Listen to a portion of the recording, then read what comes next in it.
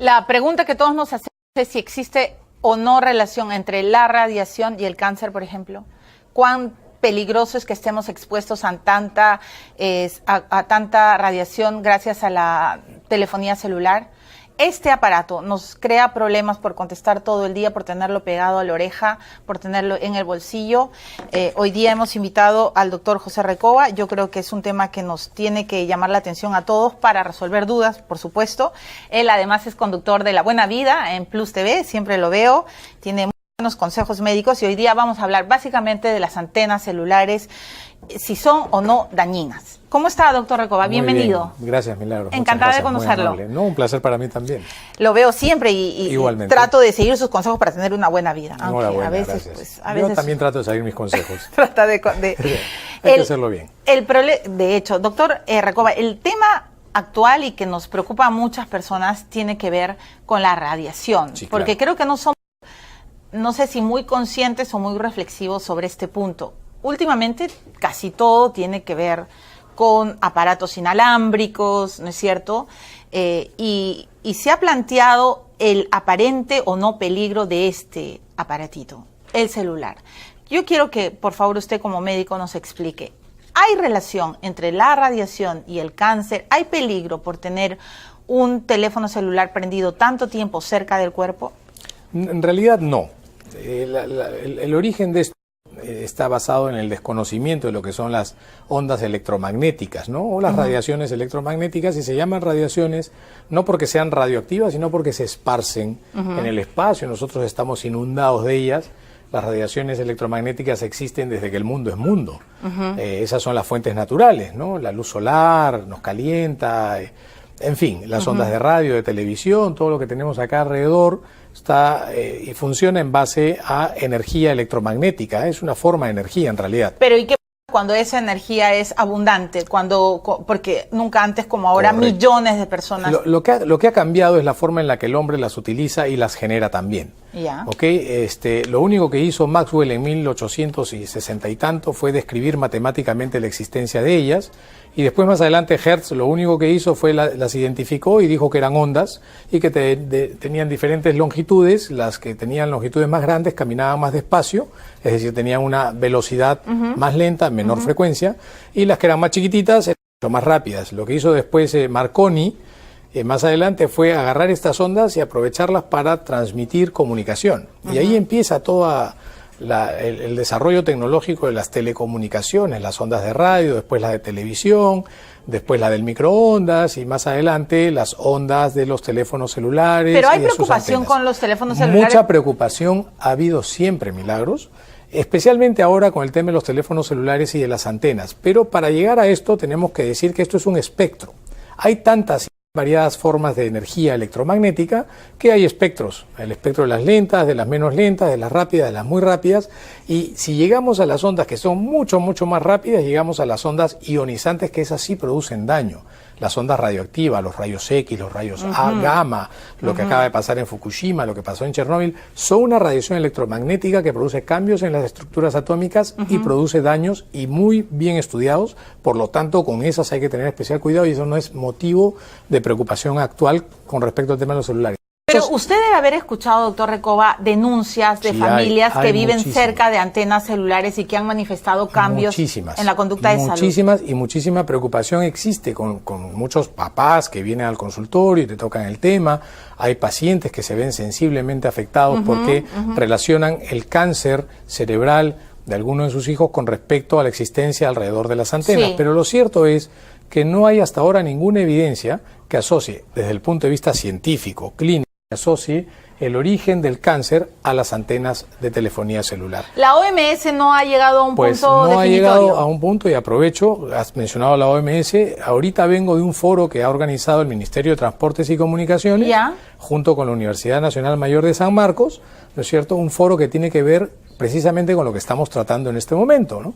En el cual los ponentes son, uno de ellos, la doctora Emily van der Werf, que es la jefa del proyecto de radioactividad de la Organización Mundial de la Salud, digamos, es la responsable de evaluar todos estos cientos de trabajos de investigación epidemiológica, clínica, de laboratorio, con respecto al posible, al potencial riesgo sobre la salud de las ondas de radiofrecuencia, las específicamente tienen que ver con el celular, con las antenas, con los radares, para ver si hay una relación causa-efecto. La Organización Mundial de la Salud, precisamente por la preocupación que tiene más de 60 años en vigencia, porque cuando no existían celulares y existía televisión y existía radio, también habían los mismos colectivos que reclamaban. Decían, oye, pero esto puede ser seguro o nos puede hacer daño.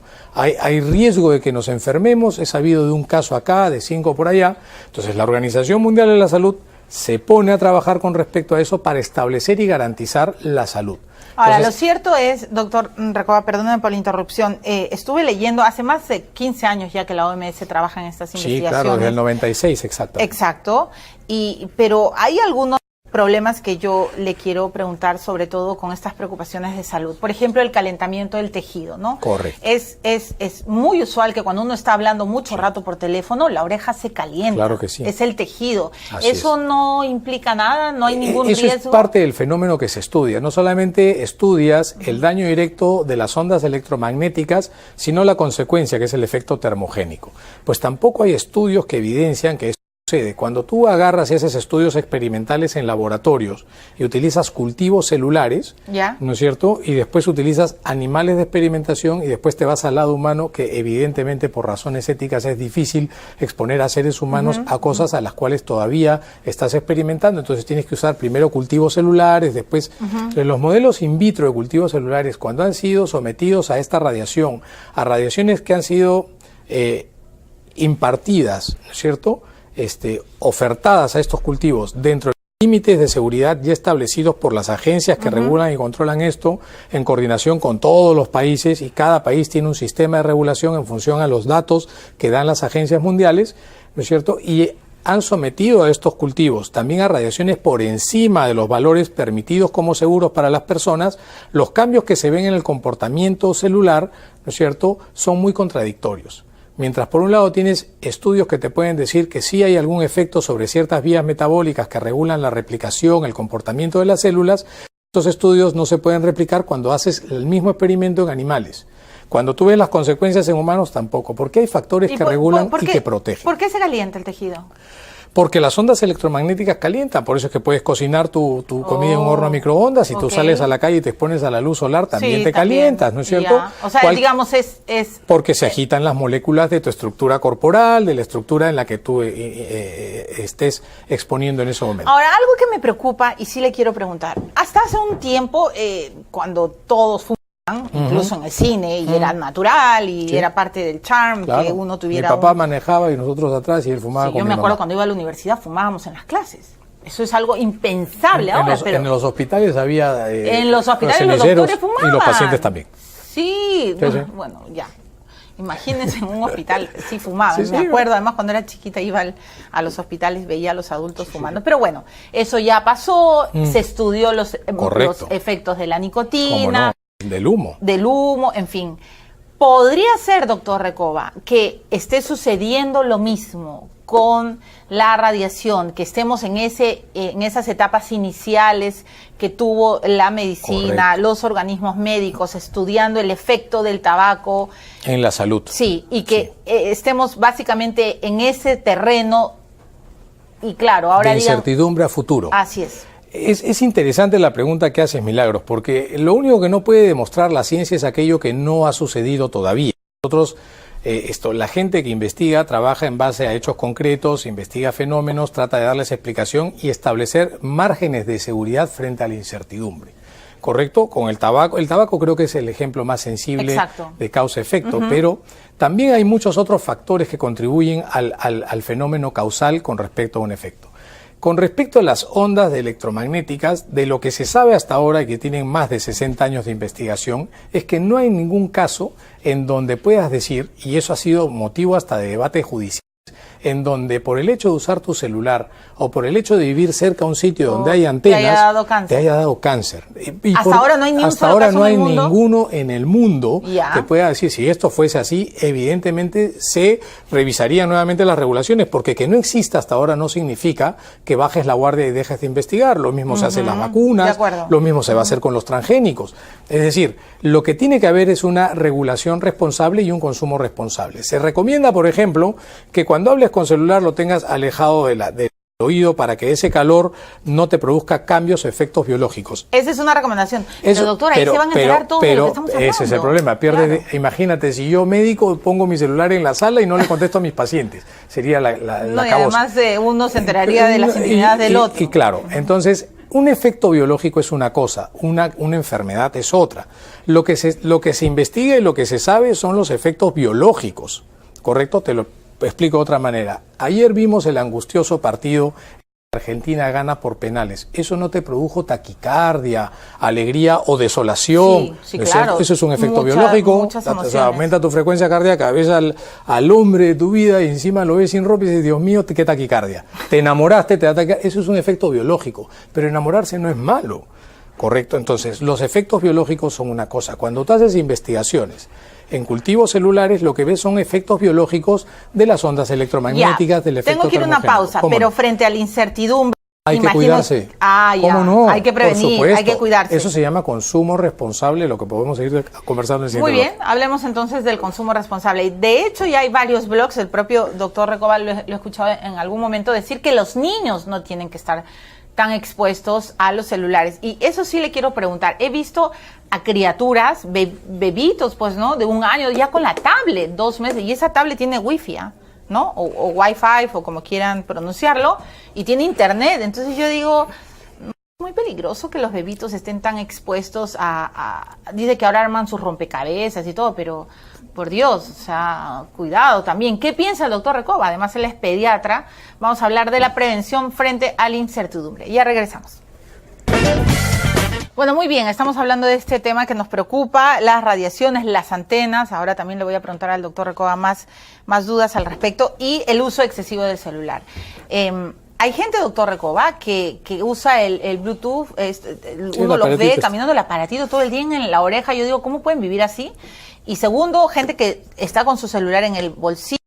Los doctores que vivimos con el celular en el bolsillo, pegado al cuerpo por si algún paciente los llama. Y la pregunta que se quedó en el bloque anterior, los bebitos, ¿no? Correcto. Que los niñitos, que yo los veo jugar con la tablet y de verdad a mí sí me preocupa, pero usted es el especialista. Vamos a disgregar esta respuesta en 3 bloques. Primero, el tema de la seguridad con respecto a los estudios. El estudio más grande que se condujo fue el estudio Interphone.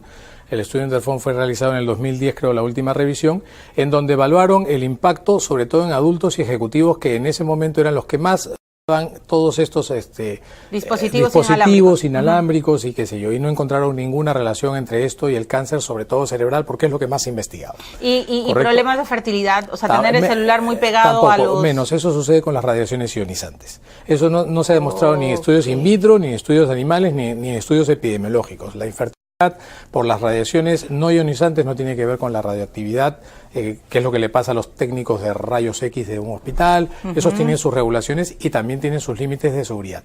Los teléfonos celulares, la conexión inalámbrica, el wifi, las antenas de celulares están dentro de márgenes, ¿no?, construidas y estructuradas dentro de márgenes que ya están bastante bien señalados como márgenes seguros para su exposición e irradiación en el entorno. Y no importa ¿correcto? Y muchos de ellos, perdona Milagros, la tecnología ha cambiado tanto, la energía y la potencia que tiene un teléfono celular actual, ¿no es cierto? Yo no soy un ingeniero electrónico, pero más o menos tengo una noción porque me importa la salud.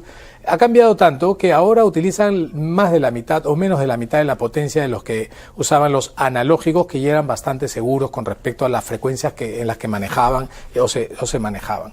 Con respecto al tema de la salud y los niños, ahí sí tengo que detenerme un segundo para hacer recomendaciones. Primero es que yo no concibo un niño que esté sentado jugando con un dispositivo de estos, porque el niño tiene que jugar moviéndose. ¿Ok? Por más creativo que sea el juego, por más interesante, iluminado, el niño se tiene que mover. Yo no entiendo, y esa es una casi pelea que tengo con mi hija, que por qué no le compro un celular cuando tiene amiguitas que tienen celulares. Y la respuesta es muy simple. Primero, porque no me sobra la plata y no son baratos. Segundo, porque ella se tiene que mover y tiene 50.000 formas de jugar antes que estar sentada con un botoncito. Y tercero, porque hay más riesgo de accidentes dentro del hogar en los niños que están distraídos con este asunto que con lo otro. Bien es cierto, los estudios epidemiológicos con respecto a la seguridad de estos aparatos han sido conducidos en su mayoría en adultos. Con los niños los estudios están corriendo hasta el momento y hasta el día de hoy. Vengo ahorita de la conferencia en donde la jefa del proyecto de radioactividad de la Organización Mundial de la Salud está exponiendo, y la dejé exponiendo a mitad de charla, justo cuando decía que los estudios en niños para sus márgenes de seguridad todavía están siendo observados y vigilados. Que usted como médico especialista recomienda que un niño no use tanto una tablet. Por otros motivos. Por otros motivos, que tienen que ver con su desarrollo como niño. Okay. ¿Qué cosa recomiendo yo como niño, como pediatra? Pero está bien, yo también creo ser niña, pero, está mira, bien. Estamos en esa sí, categoría. Estamos en el camino. Primero, que se vacunen, frente a lo cual también hay papás que son muy escépticos. Segundo, que coman bien. Tercero, que hagan deporte, que se muevan, que tengan actividad física, ¿no es cierto? Nunca nos ocupamos de es increíble, ahora ya ni juegan a las escondidas. Sí, ya no juegan a nada de lo que realmente motiva el mundo del niño que sustenta el aprendizaje. Volviendo al tema de las antenas. Sí, eso le quiero preguntar. Doctor, hay mucha gente, y a través de las redes y, en fin, de reportajes que he ido viendo, es que el miedo mayor es vivir en un edificio o metida con la antena arriba o al costado, cerca del parque, en fin, ya he entendido lo que usted ha dicho, que hasta el día de hoy no hay una regulación, pero ¿puede haber algún tipo de regulación marcando la distancia? Digamos, ¿qué tendría que tener en cuenta el ciudadano para luego protestar? Ese es el punto. Esto es una cuestión ética, ¿no es cierto? La gente ante lo novedoso tiene temor, incertidumbre, por lo menos ansiedad. ¿No es cierto? Cuando aparecieron los ferrocarriles, habían artículos que decían que si viajabas a más de 60 kilómetros por hora, pues te podía hacer daño a la salud. Ahora no hay nadie que no viaje a menos de 100 kilómetros por hora. Hay un Lima diferente. Entonces, claro, lo novedoso, cuando aparecieron las ecografías, los médicos miraban escépticos, decían, no, una ecografía, hasta que no sea segura, pero ahora no hay ningún ginecólogo que no tenga un ecógrafo al lado. Entonces, conforme la gente se va fidelizando y van estableciendo vínculos de confianza, en donde el temor desaparece, porque el temor es una cuestión emocional, lo que no puede haber es manipulación de esto. Entonces, tú no puedes aprovecharte del temor de la gente frente al desconocimiento de algo para sacar un provecho. Yo no entiendo cómo, por ejemplo, existen candidatos a sillones municipales que desmontan antenas por el temor que tiene su gente con respecto a algo que no ha sido demostrado, produce daño. ¿No es cierto? Entonces, pero tendría que haber una distancia por supuesto, más o menos pero regulada. es que a eso voy. Hay regulaciones y las regulaciones se respetan. El Ministerio de Transportes y Comunicaciones al día de hoy tiene más de 1.700 evaluaciones en promedio por año. Comenzaron con 18, creo, hace muchos años atrás, y ahora tienen 1.700 inspecciones y regulaciones con respecto a cómo se deben construir, cómo se deben montar, la intensidad que debe. Pero, doctor, y lo otro se es alquilan techos por sí, $4.000, se alquilan a la telefonía para meter la antena. Y hasta por menos. Se alquilan. El punto es, una cosa es que lo alquiles y otra cosa es que construyas algo que te va a poner en riesgo. Si las regulaciones, los márgenes y los límites se establecen bien, lo otro es que tu hogar tiene un montón de factores de protección más frente a esta radiación que a otros elementos que están en el ambiente que hacen daño, como por ejemplo el radón. Tienes mucho más chance de contaminarte y hacer cáncer de pulmón por el radón que respiras en la atmósfera que está, y nadie habla del radón, ¿no es cierto?, que la antena.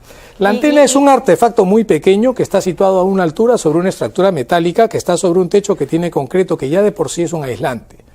Lo que no puedes hacer tú es pararte frente a un punto de la antena si la radiación sale en esa dirección, pero la radiación sale paralela y perpendicular hacia otro punto, no sale hacia abajo. ¿Y si hay viviendas frente a una antena así justo de frente? Depende de la distancia en la que estén. ¿Cuál es la distancia mínima que se debe de respetar? Si son antenas de telefonía celular, por lo menos unos 2 o 3 metros alrededor de. del campo de acción de radiación. Si es un radar, por ejemplo, que los radares sí tienes que tener cuidado, pero un radar lo usa un barco de guerra, el aeropuerto Jorge Chávez, para detectar. En eso, si tú te pones frente a un punto del radar a menos de 6 metros, te vas a achicharrar de alguna manera, ¿no? Por decirlo esquemáticamente. Entonces, los márgenes de seguridad están respetados. Lo que no puede ser posible es que se utilicen argumentos como soy hipersensible a la antena de radio que está cerca de mi casa. Acaban de desmontar en un pueblo en Abancay. Soy hipersensible, pero no quiero vivir sin celular. O sea, eso es una ironía también, ¿no? Claro, es una paradoja. Acaban de desmontar una antena, unos pobladores de una comunidad en Abancay han desmontado una torre, porque argumentaban que desde que estaba la torre ahí tenían dolor de cabeza, y eso acaba de pasar hace unos días. Cuando fueron a ver qué era lo que pasaba, habían desmontado solamente el armazón, porque la antena no le habían puesto todavía. Entonces hay mucho también de sugestión. Ahora, estos pobres pobladores vulnerables a quienes se les tiene que impartir una legislación que los proteja, ellos no tienen por qué saberlo. Detrás de ellos hay alguien que lo sabe. Claro, el dolor de cabeza, digamos, hay mucha gente que ha manifestado eso, mareos, dolor de cabeza. ¿A qué podría estar debiendo? A muchas otras causas, pero no hay relación de hipersensibilidad con dolor de cabeza a las antenas de telefonía celular. Lo que la gente tiene que saber es que tiene que tener consumo responsable. Pero no en base al temor. Responsable parte, doctor. Para lo que sea. Yo sé que usted es médico y que tiene que tener su celular prendido como yo, que soy periodista, pero un ciudadano que tiene unas profesiones, digamos, más reposadas, ¿debería de apagar su celular en la noche? Debería primero leer lo que el fabricante le recomienda, porque si es un fabricante serio, como la mayoría de los fabricantes, dan especificaciones de seguridad que nadie lee. Eso es todo. Y es más peligroso subirse una combi que... Bueno, el tráfico da un dolor de cabeza, sinceramente, para venir al canal. Y es mucho más riesgoso para la salud, ¿eh? Sí, claro. Lo cierto es que yo sé que usted no puede apagar su celular, yo sé que tampoco, porque mis productoras me cuelgan si nos cuelgan, pero... por favor, hay chicos que duermen con el celular prendido porque la novia los va a llamar, o sea, ya basta, ¿no? Eso tampoco se puede hacer. Los adolescentes tienen que dormir, no claro, tienen que dormir. Ni televisor en el cuarto, ni nada. Y además, mejor que los chicos den ahora serenatas, que les canten a la luz. Se ha perdido mucho ese romanticismo, no hay nada. Es un problema, doctor Recoba.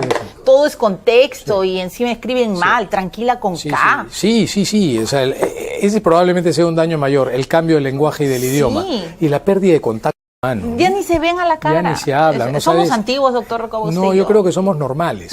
Normales, nos van a pegar. Bueno, doctor Recoba, muchas gracias por haber venido y por haber resuelto muchas dudas. Pero por favor, venga siempre. Pues invítame, yo vengo encantado. Perfecto, entonces ahora vamos a ser amigos y usted puede resolver además consultorios pediátricos. Importante lo que ha dicho, que se muevan los niños. Si se puede ayudar, se ayuda. Sí, claro, que jueguen 7 pecados, mata gente. Y ahora cuando le digo a un niñito, ¿tú has jugado 7 pecados? Me miran con una cara como diciendo, no saben cruzar pistas los chicos. Ahora hay más accidentes a los 7, 10 años de edad por atropello, pues no saben cruzar pistas. Terrible, ¿no? Sí, terrible. Regreso con 2 hombres que sí han jugado mata gente. Botella borracha, trompito. ¿Qué más habrá jugado Diego Berti y Carlos Carlín? Eso les voy a preguntar, porque las escondidas de todas... ¡Ah, no! ¡Dios mío! ¡Ah! Esta es una sorpresa, se achicó Qué horror, Carlos Carlín, ¿cómo me puedes decir eso? No ha venido Diego Berti, ha venido mi amor. Ahora que estoy soltera, voy a preguntarle, pues no, de repente le llevo creo que 20 años, eso sí es un problema. Yo puedo ser su mamá. Mi agradecimiento al doctor Recoba, entonces no voy a ser su mamá. Regreso con Carlos Carlín, voy a comer guairuros con él. Y le voy a preguntar a Bruno Ascenso, ¿él habrá jugado el matagente, las escondidas 7 pecados? No creo, porque también tiene cara de haber sido chiquito que solo jugó trompo. Yo jugué canicas. Run run, ¿qué era run run? No sé. Ya regreso después de la pausa. Al cucurucho.